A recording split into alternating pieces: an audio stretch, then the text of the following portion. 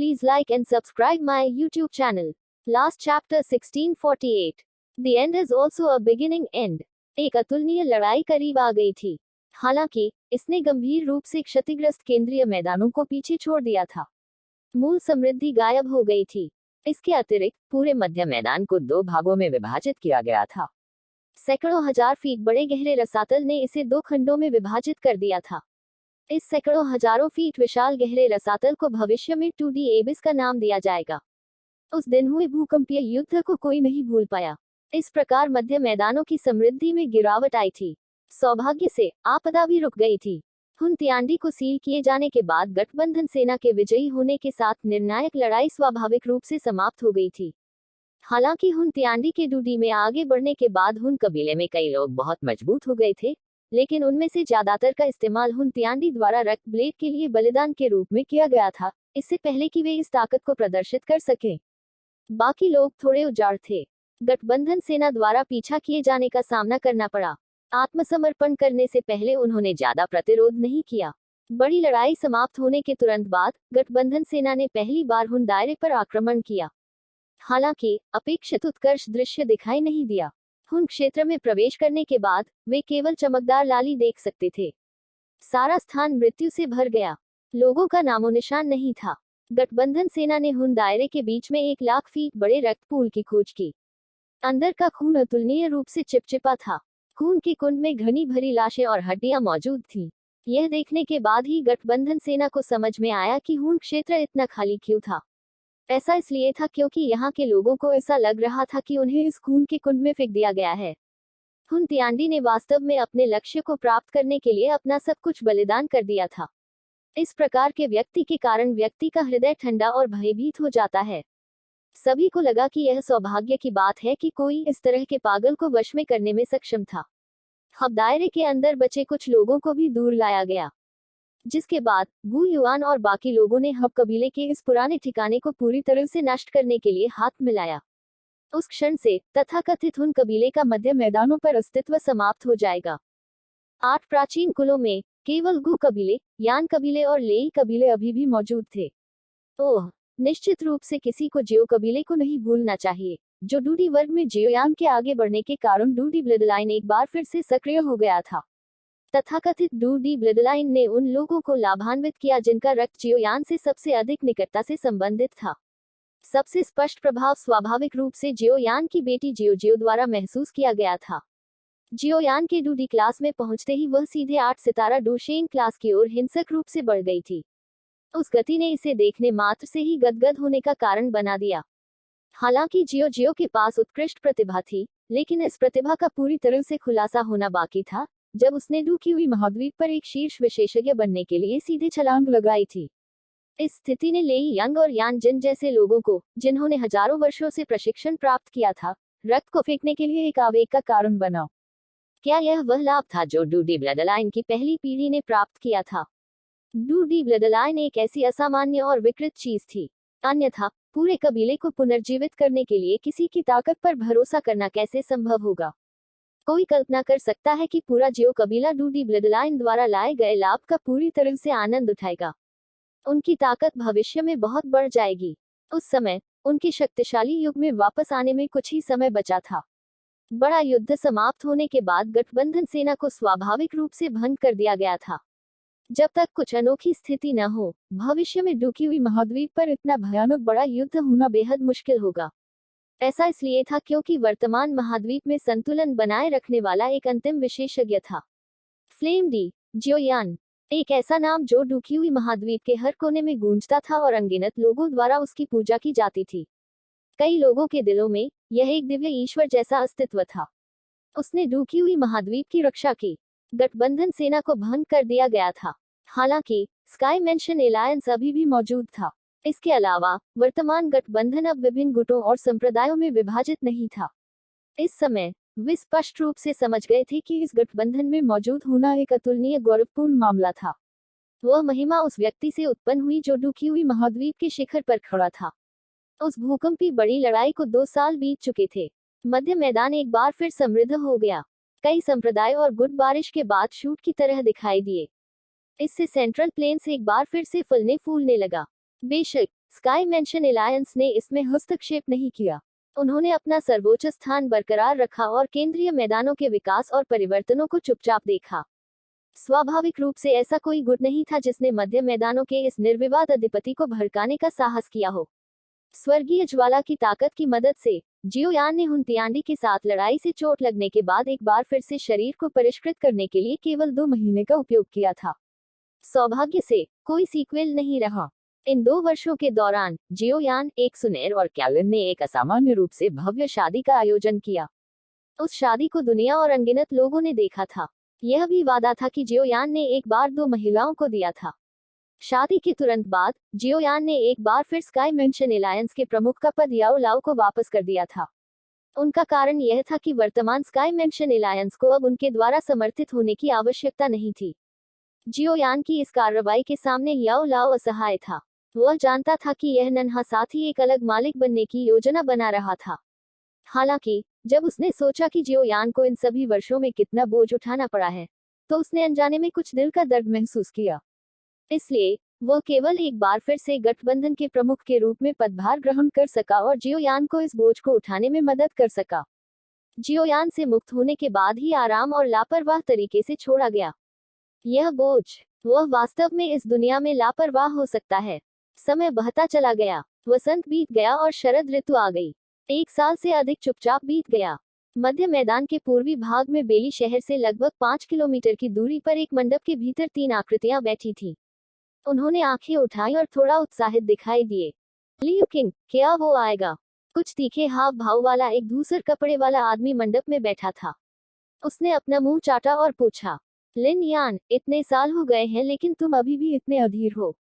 बगल में एक हरे रंग का कपड़े वाला आदमी हल्का सा मुस्कुराया और गर्मजोशी और परिष्कृत अंदाज में बोला, लिन शिव, हाँ, मैंने सुना है कि आपने क्लियर स्काई सिटी में गेम की स्थापना की है। लंबा मोटा लियू किंग हंस पड़ा। वह वर्तमान में लियू कबीले के प्रभारी व्यक्ति थे। उसकी भौं पर एक बहुत बड़ी पराक्रमी आभा थी। मैं केवल खेल रहा हूँ। लिन शिव या हंस पड़ी। यह उल्लेखनीय कुछ भी नहीं है। उस साथी की तुलना में यह बालों के एक धागे के लायक भी नहीं है। हाँ, लिन शियुया, यह कुछ ऐसा नहीं है जो आप कहेंगे। लिन शियुया के बोलने के तुरंत बाद मंडप के भीतर एक जानी पहचानी हंसी सुनाई दी। इसके तुरंत बाद बिना किसी चेतावनी के पवेलियन के भीतर एक आकृति दिखाई दी। आकृति काले कपड़ों में थी। यह जियोयान था। हाँ, आप आखिरकार आ ही गए। जियोयान को दिखाई देने के बाद तीनों के चेहरों पर खुशी छा गई। वे तेजी से आगे बढ़े। उनमें से प्रत्येक ने आकृति की छाती पर एक मुक्का मारा। ही, मैंने वास्तव में फ्लेम डी को मुक्का मारा है। यह बहुत भव्य है। लिन यान जोर से हंस पड़ी। इन अच्छे दोस्तों को देखकर जियोयान आराम से हंसे, जिनसे वह सालों से अलग था। उसने हाथ से पकड़ लिया। उसके हाथ में शराब के 2 घड़े दिखाई दिए। कोई भी अनावश्यक शब्द बोलना बंद करो। हम तब तक नहीं लौटेंगे जब तक हम नशे में न हों। अच्छा, मैं आज तुम्हारे साथ चलूंगा। तीनों जोर जोर से हंस पड़े। उन्होंने अनाप शनाप ढंग से दाखरस का पात्र ग्रहण किया, सिर उठाए और अपने मुंह में दाखरस उंडेल दिया। चारों खुशी खुशी पवेलियन के भीतर नशे में धुत थे। पवेलियन के भीतर फैलते ही उनकी हंसी बेहद स्वतंत्र और अनर्गल दिखाई दी। चांद आसमान पर चढ़ गया। लिन यान और लियू किंग पूरी तरह से नशे में थे। वे अपनी छवि की परवाह किए बिना जमीन पर लेट गए।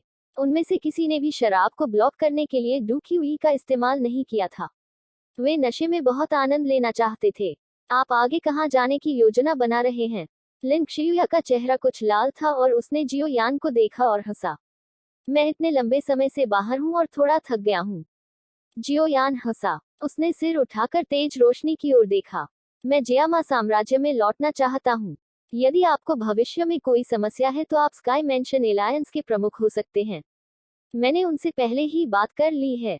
हाँ, यह पृष्ठभूमि वास्तव में थोड़ी चौंकाने वाली है। ऐसा लगता है कि मैंने आपके साथ जियामा साम्राज्य में जाने के लिए वास्तव में सही चुनाव किया है। हाँ, फूल संप्रदाय। गठबंधन पूरी तरह से आत्मसात होने के कारण वर्तमान फूल संप्रदाय भी पूरी तरह से गठबंधन में विलीन हो गया था। हालांकि पुष्प संप्रदाय के कुछ बुजुर्ग अभी भी इस शांत जगह में रहना पसंद करते थे। पुष्प संप्रदाय में एक पीछे के पहाड़ पर एक सुंदर आकृति खड़ी थी। उसके चांद के सफेद वस्त्र ने उसके आकर्षक कर्व्स को रेखांकित किया, जिससे वह बेहद आकर्षक दिखाई दे रही थी। शिक्षक। आकृति के पीछे खड़ी एक पीली नीली पोशाक वाली महिला धीरे से चिल्लाई, यानरान, क्या कुछ है? सफेद पोशाक वाली महिला ने अपना सिर घुमाया और एक सुंदर चेहरा दिखाया जिसमें एक सुंदर उपस्थिति थी। वह यूं यूं थी। आकर्षण से भरे इस सुंदर चेहरे को देखकर नलना यानरान ने अपने दिल की आह भरी। डूकी हुई महाद्वीप पर कई प्रसिद्ध विशेषज्ञ थे और विभिन्न गुटों के नेताओं ने यूं यून के लिए अपने प्यार का इजहार किया था। दुर्भाग्य से उनमें से कोई भी प्रगति करने में कामयाब नहीं हुआ। उसका दिल स्पष्ट रूप से जानता था कि यून यून के दिल के भीतर की आकृति का गायब होना बेहद मुश्किल था। ये तब भी था जब वो फिगर पहले से शादीशुदा है। जियो यान ने एक संदेश दिया है, नालन यानरान ने धीरे से कहा। यूं यून, जो पानी की तरह शांत थी, अचानक नलन यानरान की बात सुनकर पलट गई। इस प्रतिक्रिया ने बाद वाले को एक बार फिर कड़वाहट से मुस्कुराने का कारण बना दिया। क्या? यून यून की आवाज अनजाने में थोड़ी कांप गई थी। उसने पूछा, क्या आप जियामा साम्राज्य में लौटने को तैयार हैं? नालान यानरान थोड़ा मुस्कुराया। उसकी मुस्कान थोड़ी खट्टी थी। यून यून चौंक गया। उसके दांतों के पिछले हिस्से ने उसके होठों को कसकर काट लिया। उसकी वो खूबसूरत आंखें अचानक थोड़ी नम हो गईं। वहां एक जगह थी जिसे उसने बहुत याद किया था। वह जगह मिस्टी क्लाउड माउंटेन नहीं थी। इसके बजाय यह जादुई जानवर पर्वत श्रृंखला थी। Jiyama empire, किंगशान town. वर्तमान किंगशान टाउन निस्संदेह उस समय की तुलना में बहुत अधिक हलचल भरा था। मैजिकल बीस्ट माउंटेन रेंज इलाके की मदद से भाड़े के सैनिकों की बढ़ती संख्या ने यहाँ शिविर लगाना शुरू कर दिया। ऐसा करने का कारण केवल इसलिए नहीं था क्योंकि मैजिकल बीस्ट माउंटेन रेंज में प्रवेश करना आसान था, बल्कि यह भी था कि किंगशान टाउन में एक क्लिनिक था। क्लिनिक बड़ा नहीं था, हालांकि जब तक किसी की सांस बाकी थी तब तक उसके लिए जीवंत तरीके से बाहर निकलने की अनुमति देना संभव था। यह स्थान किंगशान टाउन में सभी का सबसे सम्मानित स्थान भी था। क्लिनिक के सामने का क्षेत्र हमेशा निचोड़ने वाली भीड़ से भरा रहता था। उनमें से कुछ घायल भाड़े के सैनिक थे, जबकि अन्य घायलों को अन्य स्थानों से शीघ्रता से ले जाया जा रहा था। हालांकि इस स्थान पर एक लोहे का शासन था। इस स्थान पर कोई भी केवल एक नंबर और कतार ले सकता था, चाहे उसकी स्थिति कितनी भी महान क्यों न हो। बेशक यह कुछ हद तक अहंकारी नियम शुरू में कई ठंडी हंसी और तिरस्कार के साथ मिला था। हालांकि एक विशेषज्ञ डू हुआम के बाद जिसने नियम तोड़ा, सभी की आंखों के सामने अकथनीय तरीके से पिघलना शुरू हो गया। सभी को आखिरकार समझ में आ गया कि सफेद कपड़े वाली महिला, जो बेहद दयालु और निर्दोष दिखाई देती थी, ने किस तरह की भयानक तकनीक की थी। उस दिन के बाद से इस जगह के नियमों की अवहेलना करने की हिम्मत किसी में नहीं हुई। क्लिनिक के भीतर एक साधारण, साफ और व्यवस्थित लकड़ी की मेज थी। लकड़ी की मेज के पीछे एक सफेद पोशाक वाली महिला शांत बैठी थी। सूरज की रोशनी छत से बिखरी और उसके चेहरे पर चमक आई, जिसमें एक कोमल मुस्कान थी। इस खूबसूरत नजारे से सामने बैठे घायल व्यक्ति के होश उड़ गए। वापस लौटने के बाद दवा को तरल में उबालें और अपने घाव पर लगाएं। सफेद कपड़े वाली महिला धीरे से मुस्कुराई। उसने दवा का थैला धीरे से मेज पर रख दिया। उसके काले बाल झरने की तरह बहने लगे, जिससे वह अत्यंत शुद्ध और आकर्षक दिखाई देने लगी। उस व्यवहार ने उन लोगों के ऊपर खूनी आभा के कारण उन्हें थोड़ा शर्मिंदा महसूस किया। घायल व्यक्ति ने दवा का बैग लिया और विचलित होकर वहां से चला गया। उसका मन उस गर्म मुस्कान को प्रकट करता रहा। ऐसी महिला बहुत कोमल थी। उसे देखते ही उसके दिल की सारी जलन कम हो गई। पीछे कतार में खड़ा व्यक्ति सामने से घायल व्यक्ति के चले जाने के तुरंत बाद खुशी से झूम उठा। हालांकि वह बस आगे बढ़ने ही वाला था कि एक आकृति अचानक उसके बगल से निकली और उसके सामने कुर्सी पर बैठ गई। तुम मौत की तलाश कर रहे हो? यह देखकर एक पल के लिए सभी दंग रह गए कि वास्तव में कोई कतार काट रहा है। जिसके बाद सभी भड़क गए। उन्होंने उस आकृति को एक जानलेवा आभामंडल से देखा। क्या यह साथी यहाँ परेशानी पाकर आत्महत्या करने की कोशिश कर रहा था? कृपया कतार में लगें। सफेद कपड़े वाली महिला ने अपने शरीर को स्थानांतरित कर दिया। दवा को बगल में रखने के कारण उसने अपना सिर भी नहीं उठाया। उसकी आवाज कोमल और कोमल थी, जो वसंत की हवा की तरह लग रही थी। उनका ये रिएक्शन देखकर पीछे पीछे कई लोग ठहाके लगाकर हंस पड़े। यह साथी नहीं छोड़ा तो भाग्य से बाहर होने जा रहा था। हालांकि वह शख्स जो कुर्सी पर बदमाशों की तरह बैठा था, अचानक से हंस पड़ा, जबकि वे सब ठिठुरते हुए मजाक कर रहे थे। हमारे अच्छे रिश्ते को देखते हुए मुझे लगता है कि कतार लगाने की कोई जरूरत नहीं है ना? यह कमीने, वह वास्तव में उसे चिढ़ाने की हिम्मत करता है। उनकी ये बातें सुनकर हर कोई दंग रह गया जो उनका फायदा उठा रहा था। क्या यह साथी सच में मूर्ख था? क्या उसने सच में सोचा था कि यह कमजोर दिखने वाली महिला एक साधारण महिला थी? आकृति को देखते ही कई जोड़ियों की आंखों में कुछ दया आने लगी। कुछ लोगों ने तो धीरे से आह भरी और सिर हिलाया। बेशक स्वाभाविक रूप से बहुत से लोग थे जिनकी आंखें क्रोध से भर गई, क्योंकि इस व्यक्ति ने उनके दिल में अछूत परी को नाराज कर दिया था। जबकि ये लोग एक त्रासदी को देखने के लिए तैयार थे। हालांकि उस सफेद कपड़े वाली महिला के हाथ, जिसने अपनी दवा की व्यवस्था करने के लिए अपना सिर घुमाया था, अचानक कांपने लगी। वो एक पल के लिए चौंक गई, इससे पहले कि उसका सुंदर चेहरा जल्दी से मुड़ गया। तुरंत उसकी आंखों में एक मुस्कुराता हुआ जाना पहचाना चेहरा दिखाई दिया। उसके दांतों का पिछला भाग धीरे से उसके लाल होंठों पर लगा। अकेले छोड़कर अकेले होने का डर तो नहीं लगता। काले कपड़े वाला आदमी धीरे से हंसा। उनकी बातों से पीछे के उग्र लोग अचानक चौंक गए। हालांकि जब तक वे ठीक हुए, इस सफेद कपड़े वाली महिला की आवाज कर्कश अंदाज में सुनाई दे रही थी। इसने सभी को स्तब्ध कर दिया। ऐसा प्रतीत हो रहा था जैसे वे गड़गड़ाहट से टकरा गए हों। आप मेरे साथ जाने को तैयार नहीं हैं, इसलिए मैं केवल अकेले ही जा सकता हूँ। काले कपड़े पहने आदमी ने अपना सिर रगड़ा। उसने सफेद कपड़ों वाली महिला की उन कुछ धुंधली बुद्धिमान आंखों की ओर देखा। एक पल के लिए कड़वा मुस्कुराने के बाद उसने आखिरकार पूछा, वू तांग सिटी में रहने के लिए मेरे साथ आने का क्या होगा? सफेद कपड़े वाली महिला ने अपना मुंह ढक लिया और धीरे से हंस पड़ी।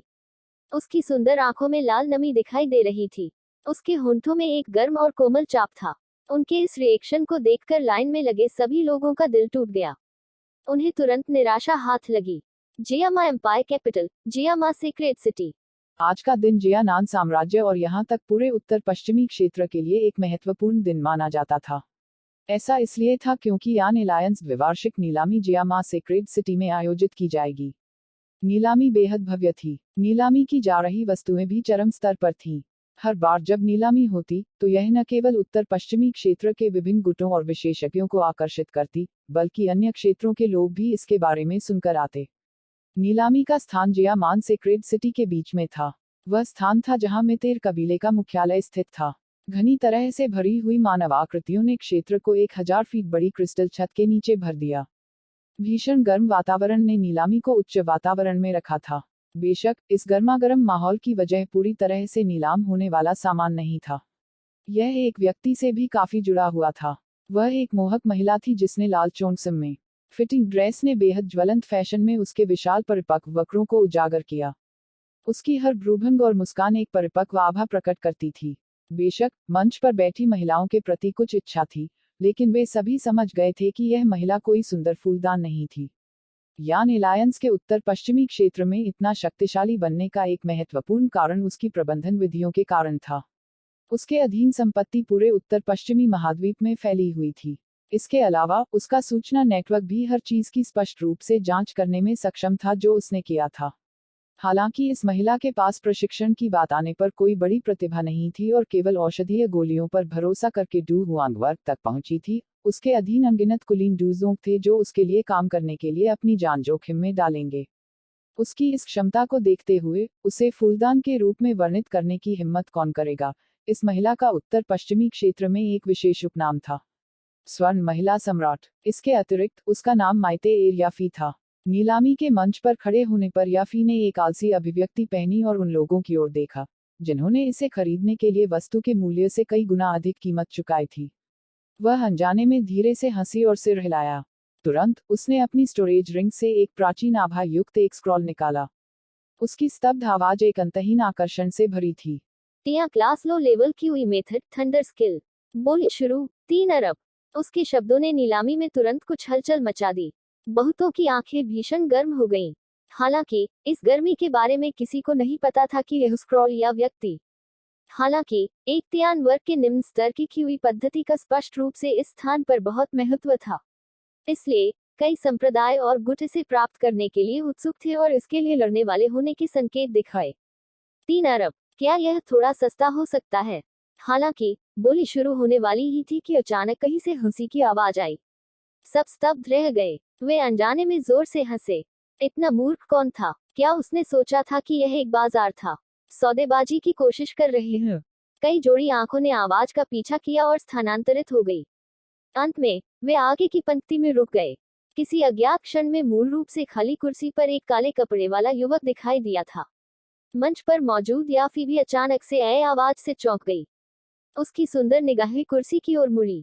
अत्यंत मूल्यवान त्यान वर्ग की निम्न स्तर की क्यूई विधि ने एक बैम ध्वनि निकाली। जब उसकी आंखों ने मुस्कुराते हुए परिचित चेहरे को देखा तो वह जमीन पर गिर गई। 3 अरब एक व्यक्ति के साथ जोड़ा गया। क्या यह करेगा? काले कपड़े पहने युवक ने इस चरम प्रलोभन को देखा, जो उस समय की तुलना में और भी अधिक परिपक्व हो गया था, और हंसा। इन शब्दों के बजने के बाद कई लोगों के भाव डूब गए। नीलामी में कुछ गार्डों ने पहले ही उदास चेहरे पहने हुए व्यक्ति को घेर लिया था, जिसके बाद वे काले कपड़े वाले युवक के करीब चले गए। उन्हें यकीन था कि यह व्यक्ति यहाँ परेशानी पैदा करने के लिए आया है। हालांकि जैसे ही हर कोई एक मजेदार शो देखने के लिए तैयार था, मंच पर याफी ने उस समय की तुलना में स्पष्ट काली आंखों को देखा। थोड़ी देर बाद उसने धीरे से अपने लाल होंठों को सहलाया। उसके चेहरे पर एक दुर्लभ मोहक मुस्कान उभर आई। मैं इस पर विचार कर सकता हूँ। उसकी आवाज पूरे नीलामी मैदान में गूंज उठी, जिसके बाद मूल रूप से उबलता हुआ नीलामी मैदान पूरी तरह से खामोश हो गया। उन पहरेदारों ने भी अपने कदम रोक लिए थे। उनके चेहरे फीके थे। समय जल्द ही बीत जाता है। यह किसी के लिए नहीं रुकेगा। इसे साकार किए बिना उस समय टूडी बैटल को 1 दशक से अधिक समय बीत चुका था। इन दशक से अधिक समय के दौरान डूक्यूई महाद्वीप पर कई नई प्रतिभाएं प्रकट हुई थीं। इस महाद्वीप में कुछ उत्साह जोड़ते हुए अपनी बढ़त दिखाने वाले नए विशेषज्ञों की एक सतत धारा थी। फ्लेम डी जियोयान इस दशक से अधिक समय के दौरान सभी की दृष्टि से पूरी तरह से फीकी पड़ गई थी। हालांकि उनके बारे में विभिन्न किंवदंतियां फैलती रहीं। जैसे जैसे वे एक व्यक्ति से दूसरे व्यक्ति तक जाते गए, वे अतिशयोक्तिपूर्ण होते गए। इससे उनका बहुत सम्मान हुआ। Jiyama empire, वुतांग city. जियामा साम्राज्य के भीतर कई नागरिकों की नज़र में वुतांग सिटी एक पवित्र स्थल था। ऐसा इसलिए था क्योंकि वह स्थान जियो कबीले का मुख्यालय था। जियो कबीले ने इन वर्षों के दौरान अनगिनत विशेषज्ञों का निर्माण किया था। शायद ही कोई ऐसा समूह था जो पूरे डूक्यूई महाद्वीप में भी इसकी बराबरी कर सके। वुतांग सिटी के बीच में खड़ी एक जागीर से एक छोटी सी बच्ची की हंसी स्पष्ट रूप से निकल रही थी। यदि किसी की दृष्टि ऊंची दीवार पर छलांग लगाती है, तो वह आंगन के भीतर कुछ बच्चों को लुढ़कते और खेलता हुआ देखेगा। उनकी हंसी लगातार सुनाई दे रही थी। आंगन में पत्थर की कुर्सी पर बैठते ही एक युवक ने अपने हाथों को सिर के पीछे तकिए की तरह रखा। उसके मुंह में घास थी। तेज धूप का आनंद लेते हुए उसकी आंखें मुस्कुरा रही थीं। युवक के बगल में हल्के हरे रंग के कपड़ों में एक महिला थी। उसका लंबा नाजुक हाथ कुशलता से एक फल काट रहा था, जिसके बाद उसने धीरे से युवक के मुंह में डाल दिया। ऐसा करने के बाद महिला खड़ी होने ही वाली थी कि एक हाथ ने उसकी नाजुक संकरी कमर को गले से लगा लिया। एक प्यारा सा रोना छोड़ते हुए उसे अपने आलिंगन में खींच लिया गया, जिसके बाद पुरुष ने महिला के चेहरे पर बेरहमी से हत्या कर दी, जिससे वह चमकीला लाल हो गया। लिनेर और बाकी अभी भी मौजूद हैं। हरे रंग के कपड़े पहने महिला ने एक प्यारे और शर्मिंदा तरीके से चिल्लाया। यह ठीक है अगर वे देखते हैं। हम पहले से ही एक बूढ़े जोड़े हैं। जियोयान ने अपना मुंह घुमाया और हंसा। पिताजी, आप फिर से माँ को धमका रहे हैं। मैं क्या लिन माँ को बताऊंगा। जियोयान की आवाज के बाद अचानक एक प्रतिष्ठित और कुछ प्यारा लड़का दिखाई दिया। जोर जोर से रोने पर उसके दोनों हाथ उसकी कमर पर रख दिए गए। छोटी लड़की, तुमने वास्तव में अपने पिता को धमकी देने की हिम्मत की। एक कोने में जाकर खेलो। जियोयान ने अपनी आंखें घुमाई। उसने बेतरतीब ढंग से अपना हाथ लहराया और एक कोमल हवा चली। यह देखकर लड़के के शरीर ने तुरंत एक अत्यंत शक्तिशाली डूक्यूई प्रकाश स्तंभ का उत्सर्जन किया। दुर्भाग्य से वह तब भी उड़ाया जा रहा था जब हवा चली। अंत में वह धीरे से जमीन पर उतरा। आप, एक सुनेर ने अनजाने में जियोयान को दस्तक दी और यह देखकर फटकार लगाई। जियोयान मुस्कुराया। उसने अपनी दोनों आंखें उठाकर आकाश की ओर देखा। उसके चेहरे पर मुस्कान धीरे धीरे गायब हो गई और उसने धीरे से कहा, इस अवधि के दौरान मुझे कुछ अजीब सा एहसास हुआ। यह क्या है? एक सुनेर ने चौंकाते हुए स्वर में पूछा। एक सुनेर, क्या आप जानते हैं कि डूक्यूई महाद्वीप पर कुलीन डूडी आखिर क्यों गायब हो गए? जियोयान ने पूछा। क्यों? जियोयान ने यह सुनकर थोड़ा हैरान होकर सवाल वापस किया। शायद उन्होंने इस डूक्यूई महाद्वीप को छोड़ दिया था। जियोयान की आंखों में एक हल्की रोशनी टिमटिमा रही थी और उसने धीरे से कहा, यह सही नहीं हो सकता। एक सुनेर ने चौंकाते हुए कहा, यह भावना तेजी से तीव्र होती जा रही है। ज्यादा से ज्यादा आधे साल में शायद मेरे पास इसका जवाब होगा। जियोयान ने एक सुनेर को गले लगाया और कहा। यह सुनकर एक सुनेर ने थोड़ा सिर हिलाया। उसकी बाहें, जो जियोयान की कमर के चारों ओर उलझी हुई थी, अनजाने में उसकी ताकत बढ़ा दी थी। पलक झपकते ही आधा साल बीत गया। सेंट्रल प्लेन में स्काई मेंशन एलायंस के मुख्यालय में एक विशाल पत्थर का टॉवर था। पत्थर की मीनार के चारों ओर हवा में अनगिनत संख्या में विशेषज्ञ निलंबित थे। पत्थर की मीनार की चोटी को देखते हुए उनकी आंखों में भीषण गर्मी थी। एक काले कपड़े वाला युवक उस स्थान पर चुपचाप बैठा था। यह पहली बार था जब उन्होंने इस महान व्यक्ति को एक दशक में देखा था। फ्लेम डी, जियोयान, क्या आपको लगता है कि जियोयान सच बोल रहा है? झूकुन ने अपना सिर घुमाने से पहले जियोयान की ओर देखा और गु युआन को बगल में देखा। मैं भी नहीं जानता। हालांकि ऐसा लगता है कि यह समझाने का एकमात्र तरीका है कि इस डूबी हुई महाद्वीप पर कुलीन डूडी पूरी तरह से गायब क्यों हो गया है। उस स्तर के व्यक्ति को मारना आसान नहीं है। गु युआन जवाब देने से पहले एक पल के लिए झिझक गया। ओह, झूकुन ने आह भरी। उनके हृदय में एक अत्यंत जटिल भावना थी। यदि यह वास्तव में सच होता तो उन्हें वास्तव में कुएं में कोहरा माना जाता। आधे दिन तक आसमान में शांति बनी रही। अंत में इसने अचानक रहस्यमय उतार चढ़ाव की लहरें बनाई जब सूरज ढलने वाला था। अनगिनत लोगों ने अपनी सांस रोक रखी थी। यह दृश्य देख उनकी आंखें नम हो गईं। समय के प्रवाह के साथ लहर तेज होती गई। अंत में जियोयान ने अचानक अपनी आंखें खोली। एक क्यूई स्तंभ जो ऐसा लगता था कि दुनिया में घुस गया हो, उसके सिर के ऊपर से उठ गया। अंत में यह मध्य मैदान के भीतर सभी आंखों के सामने दूर आकाश में गोली मार दी। गुंजन गुंजन। इस क्यूई स्तंभ के बाहर निकलते ही आकाश में लहर अत्यंत तीव्र हो गई। एक क्षण बाद एक सुरंग जिसमें एक फीकी रोशनी थी। ऐसा प्रतीत होता है कि इस विमान में अंतरिक्ष के संयम से टूट गई है और अनगिनत जोड़ी आंखों के सामने दिखाई दी। सुरंग दिखाई देने पर जियोयान अचानक खड़ा हो गया। इस दृश्य को देखते हुए उनके हाव भाव गंभीर थे।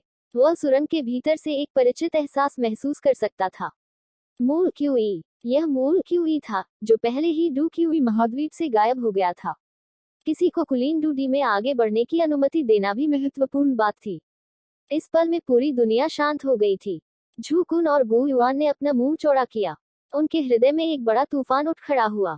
जब सुरंग दिखाई दी तो वे स्पष्ट रूप से महसूस कर सकते थे कि उनकी ताकत, जो 1000 साल से आगे नहीं बढ़ी थी, वास्तव में बढ़ने के संकेत देने लगी थी। गुल प्रकाश सुरंग को देखते हुए उनकी आंखें अतुलनीय रूप से उत्साहित थीं। उनकी आत्मा की गहराई से एक अत्यंत तीव्र धड़कन प्रकट हुई। इस भावना ने उन्हें बताया कि यदि वे सुरंग में प्रवेश करते हैं तो वे निश्चित रूप से अपनी ताकत में एक सफलता का अनुभव करेंगे। जियोयान ने एक गहरी सांस ली। वे काली काली आंखें, जो कई वर्षों से शांत थीं, एक बार फिर से भीषण गर्मी प्रकट हुई। उसका मूल रूप से ठंडा खून इस समय उबलने लगा था। अंत वास्तव में एक शुरुआत भी थी। उसके मुंह के कोने पर मुस्कान छा गई। शायद यह भी एक अलग शुरुआत होगी। इस आखिरी चैप्टर के साथ battle through the heave novel समाप्त हो गया।